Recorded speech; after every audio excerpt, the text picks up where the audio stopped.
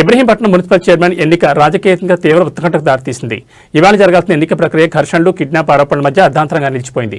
ఒక కౌన్సిలర్ గైర్హాజరు కావడంతో కోరం లేక ఎన్నికను ఆర్డీఓ రేపటికి వాయిదా వేశారు.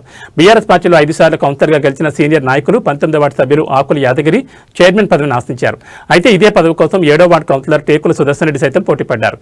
ఈ క్రమంలో మాజీ ఎమ్మెల్యే మంచిరెడ్డి కిషన్ రెడ్డి కుమారుడు ప్రశాంత్ రెడ్డి తమ తండ్రి ఆకుల యాదగిరిని కిడ్నాప్ చేశారని ఆయన కుటుంబ సభ్యులు ఆరోపిస్తూ ఆందోళన దిగారు.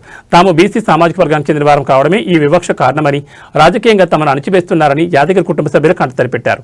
మొత్తం 24 వార్డులకు గాను 23 మంది కౌన్సిలర్లు ఎన్నికకు హాజరైనప్పటికీ కీలకమైన ఆకుల యాదగిరి రాకపోవడంతో ఉద్రిక్తత చోటు చేసుకుంది. దీంతో ఆర్డీఓ అనంతరెడ్డి ఎన్నికను వాయిదా వేశారు.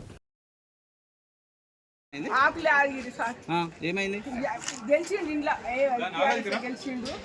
ఏం చేసి వచ్చింది వండుకున్న మెల్ల తీసుకొని వెళ్ళిపోయాడు. దాని దగ్గర ఫోన్ లేదు, ఏది లేదు, ఏం లేదు. ఇప్పుడు లోపల రాలేదా? ఎవరు తీసుకుపోయారు మరి?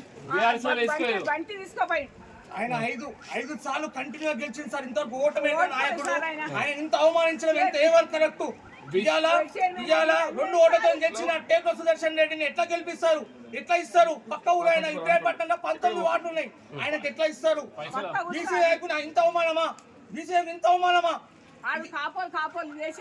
ఎవరు పైసలు ఇస్తారు ప్యాకేజ్ కా? ప్రతి నాయకుడు తెలుసుకొని ఎవరు పైసలు ఇస్తే వాడేనా? అంటే సీనియారిటీ లేదా? ఇదేనా రాజకీయం? నేను కూడా ఉన్నాను, ఇదే రాజకీయం చేసేది. మా పెద్ద 12 ఏళ్ళు సర్పంచ్ చేసిండు. ఇక్కడ అందరూ ఒక ఓటు పెట్టండి సార్. ఇబ్రహీంపట్నం మొత్తం చైర్మన్ ఎవరు కావాలంటే వాళ్ళకి ఇవ్వండి. ఇబ్రహీంపట్నం మొత్తం ఓటు పెట్టాలి. తెలియాలి సార్. ఇప్పుడు మాకు మమ్మీ మన కంప్లైంట్ ఇచ్చేది ఎక్కువ అని. ఇప్పుడు డాడీ రాలేదు. కంప్లైంట్ ఇచ్చాం సార్, ఎఫ్ఐఆర్ ఇచ్చినాము. మాకు ఇంతవరకు లేదు. ఇది ఎట్లా జరుగుతుంది? ఇది అసలు జరగవద్దు. ఇది అనేది జరగదు అసలు.